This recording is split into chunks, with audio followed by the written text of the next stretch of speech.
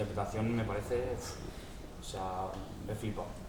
Gracias. O sea, porque va, vamos, de un nivel... Sí, sí. Es una titana. O sea, nominación al Goya ya. Sí, por favor. Veremos. Nominación al Goya ya. Polo Urquijo, de Nogueras, muchas gracias por atender a CESA Media Press. Lo primero que os quiero preguntar es, Paul, tras Irati Elementary, vemos que vuelves otra vez a la mitología vasca otra vez. ¿Qué trata específicamente de las leyendas nocturnas y del folclore en torno a la brujería de Gaua? Bueno, es que cómo no me va a atraer, ¿no? Quiero decir, es que es una parte de la mitología tan poderosa, tan sugerente, tan terrorífica, ¿no? Que desde niño, yo recuerdo cuando íbamos al monte y nos contaban esas leyendas, y especialmente cuando nos quedábamos a dormir con los colegas y así que dormíamos al raso en el monte. Para nosotros Gaueko, el dios de la noche de la mitología vasca, estaba ahí, ¿no? Gaueko se supone que te susurra, el viento se convierte en un susurro y oye su voz y te dice Gaua Gaueko entzat, ¿no? Diciéndote la noche es para los de la noche, o sea que si no eres de la noche, pírate, y si no te rapta, ¿no? Y tiene todas esas formas, las diferentes formas de todos los terrores de la noche, ¿no? Y siempre me ha parecido también un lugar en el que se pueden proteger los seres que a priori pueden considerarse rechazados o porque son feos, porque son diferentes, ¿no?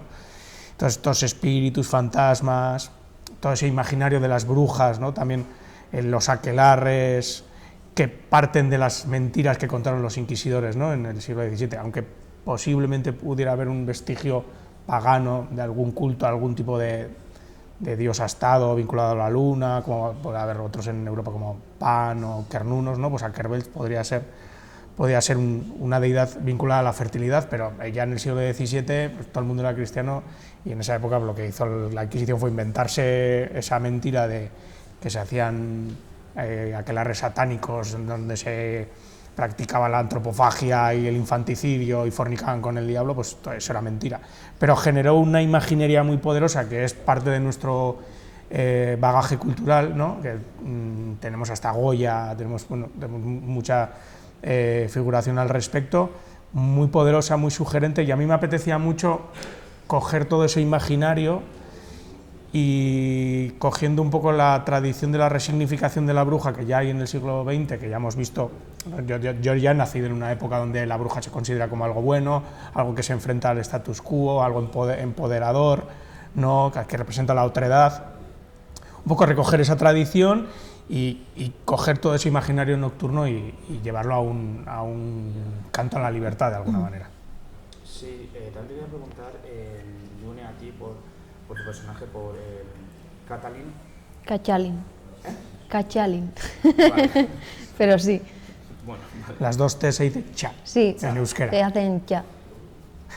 Vale. No, que se me ha- Está tranquilo. Tu personaje es el centro emocional de la historia en esta película, una joven que huye de una vida desgraciada por lo que vemos. ¿Cómo te preparaste para interpretar a un personaje tan vulnerable, pero también a la vez con una búsqueda tan profunda de libertad? Pues digamos que por tres vías. La primera, analizando mucho el contexto histórico y teniéndolo muy claro, todo, bueno, cómo vivían estas mujeres, la opresión que se generó hacia ellas. La segunda vía fue hablando mucho con Paul y poniendo en común cómo era Cachalin. Él lo tenía muy claro, cómo quería hacer cada cosa, entonces sí, ponerlo sobre todo en común, cómo lo íbamos a trabajar. Y la tercera vía es trabajándolo yo desde el conflicto que tiene Cachalin durante la película, cuál es su motor, cuáles son los conflictos que le mueven a ella y todo ese viaje que ella hace, ¿no? Porque es verdad que el arco de Cachalin es muy grande. Al principio vemos un personaje totalmente oprimido por la sociedad y por su marido, después se adentra en la noche, de alguna forma Gaueko para ella es un personaje fundamental porque es también el que le saca de esa casa, ¿no? Vemos como todo el rato está oye una voz que dice tú eres la culpable, tú eres la culpable, algo muy significativo para ella. Entonces le saca de esa casa, se adentra en la noche, se encuentra con 3 mujeres que van contando historias y que ella se da cuenta de que es parte de esas historias, ¿no? Entonces estas 3 mujeres también son fundamentales para Cachalín para ese viaje y acaba con un personaje en busca de la libertad y encontrándose a ella misma.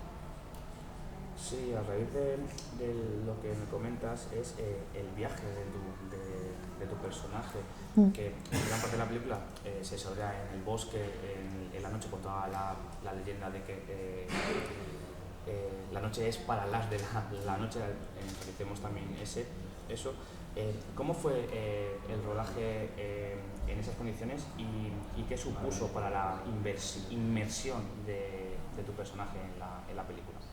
Fue un rodaje súper intenso, o sea, fue un rodaje muy, muy intenso. Yo encantada de que fuese tan intenso, pero es verdad que yo creo que tenía que ser así también, ¿no? Porque ya con el título, que significa noche, eso implicaba que íbamos a tener muchas sesiones nocturnas. O sea, y entonces, pero también a mí me ayudó mucho también eso a la hora de construir el personaje de Cachalín, porque es un personaje súper emocional, pero con mucha potencia emocional, mucha potencia física también. Entonces yo sabía que iba a rodar y que iba a ser todo muy intenso, y mantenerme en esa intensidad constante día tras día, bueno, pues pasaba factura, pero mi cuerpo aguantaba. O sea, el cuerpo era súper sabio y decía, tienes que resistir hasta el último día, que de ahí a 2 días también me puse súper enferma y dijo, ya está, ya se acabó todo, ¿no? Pero lo disfruté muchísimo. Y para ti, Paul, te voy a preguntar también un poco eso, ¿cómo ha sido todo ese proceso de rodaje en la noche? Porque prácticamente el día lo vemos muy poco, sobre todo en la noche. ¿Cómo ha sido para ti como director y para todo el equipo de la película rodar en las condiciones en las que habla June? Bueno, yo tengo fama de que mis rodajes suelen ser complicados siempre. Que si vamos a una cueva, que si rodamos de noche, que si... Entonces, a mí me gusta mucho el monte, soy una persona muy asilvestrada, entonces siempre se me ocurren historias que suceden en lugares inhóspitos y hay que llegar allí. Además me gusta rodar en localizaciones reales, porque creo que dotan a la película de un realismo y de una fisicidad únicas, ¿no? Entonces, en este caso además, de noche, ¿no? Entonces teníamos que ir a las localizaciones que ya son complicadas ya de llegar de día, pues además de noche, hubo alguna noche que nos llovió, y bueno, pues es más complicado, es más lento, pero bueno, te preparas para ello, planificas bien y se saca. Ahora te voy a preguntar un poco, te voy a poner a lo mejor en un compromiso, ahora que está June aquí. June es su primer papel protagonista en un largometraje. ¿Por qué la elección de June como Cachalín? Bueno, porque es la mejor Cachalín que podía existir. O sea, yo lo tenía clarísimo. Yo cuando estaba escribiendo el guión, a ella ya la conocía por sus anteriores trabajos en Aquelarre, en Intimidad, y bueno, cuando la estaba escribiendo ya la veía a ella, ¿no? Cuando diseñas los personajes, imaginas sus rostros, sus miradas, al final los personajes son las máscaras que transmiten el alma de la película de alguna manera, ¿no? A través de esas miradas, de sus rostros. Y yo tenía clarísimo que quería que fuera June, porque por un lado tiene esa capacidad de transmisión muy emotiva, ¿no? Y por otro lado pues tiene la capacidad de tener de emanar ese poder que necesita Cachalín en su arco, ¿no? Pasar de un personaje frágil a convertirse en prácticamente una diosa. Entonces, pues, yo eso ya lo veía en June. Pues esperemos que sea la primera protagonista, la primera de muchas de este binomio perfecto. Sí, pero para mí lo que dice él formado. es muy agradecido y significativo porque los actores y las actrices estamos súper acostumbrados a pasar por muchos castings, ¿no? Y que un director ya esté pensando en ti, para mí es súper significativo, la verdad. Pues que sea la primera de muchas Sí. de este binomio perfecto que habéis formado. Ahora, a ver. También os quería preguntar un poco por ese clímax final con ese plano de la hoguera de la aquelarre, sobre todo cuando el aquelarre no te destripa, pero sí el pelo y todo lo del aquelarre y demás. Para ti, ¿cómo ha sido ese proceso de creación de ese clímax final? Y luego para ti, June, ¿qué significado tiene esa escena? Porque es de una carga, yo creo que emocional y de profundidad muy grande. Sí, o sea, era uno de los puntos más importantes de la película, ¿no? Ese final, ya empezando desde el momento de la aparición de todos los brujos ahí en el lavadero. Ahí inicia un viaje hacia la libertad, aunque en ese camino Cachalín todavía no lo sabe porque está huyendo, diciendo esto qué es, ¿no? Y para mí era muy importante ese final porque también tenía que enseñar todo ese viaje, ¿no? Todo el terror, todo el miedo, toda la duda, todo el amor al final que ella tiene y todo el poderío también, ¿no? Porque esa última mirada es aposta hacia el público. O sea, en ningún momento Cachalín mira a cámara, menos en ese momento, ¿no?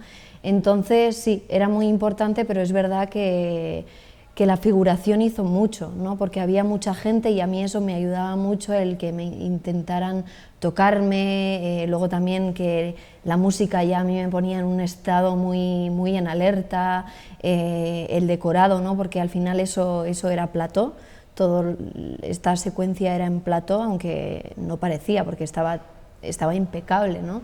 Entonces, pues eso a mí me ayudó mucho también para generar todo esto que tenía que llevar a este final tan potente que es. Y bueno, pues a nivel técnico es la única localización que rodamos en plató. Se creó un bosque con más de 170 árboles y bueno, yo tenía claro que quería hacer un plano secuencia que fuera evolucionando, que se adentrara en ese mar de cuerpos, en ese remolino, ¿no? En el que entra Cachalín y termina en esa invocación, ¿no? Entonces, bueno, tenía muy claros cuáles eran los eventos, tenía técnicamente muy clara la secuencia, pero había que diseñar el baile. Entonces con una coreógrafa diseñamos el baile con unos 15 bailarines, diseñé un poco la secuencia, y luego estos bailarines hacían un poco como de animadores o de flautistas de Amelín que llevaban a los 200 y pico figurantes, ¿no? Entonces lo que hicimos fue ensayar durante la mitad del día una y otra vez, y luego la otra mitad del día rodar hasta que consiguiéramos una buena toma. Sí, ya un poco para finalizar, luego vemos que se estrena el 14 de noviembre en cines. Para vosotros, Gagua es... Pues para mí es un homenaje a todas esas leyendas nocturnas de nuestra mitología y un canto a la libertad. Para mí es una película muy necesaria, creo que hay que contarla para que se cambien muchísimas cosas. También creo que hay muchas Cachalins por desgracia a día de hoy, y sobre todo es una película para verla en el cine, también os lo digo. Perfecto, pues quería agradeceros mucho por compartir no solo lo que es de Gagua y también de las leyendas vascas y del personaje de Cachalín, para ya aprendérmelo ya, y esperemos que tenga el mismo éxito que tras Elementary y Irati tuviste. No sé si esa mente ya estaba pensando en la próxima leyenda o descansará un poco, pero daros la enhorabuena por la película que habéis hecho, tanto en dirección como en protagonismo, y que podamos veros pronto, si es unidos mejor, porque yo creo que el binomio entre los dos es, yo creo que perfecto. Así que la enhorabuena por la película, porque yo creo que va a triunfar bastante y es muy necesario que en salas lleguen películas como es Gagua. Muchas gracias. Gracias.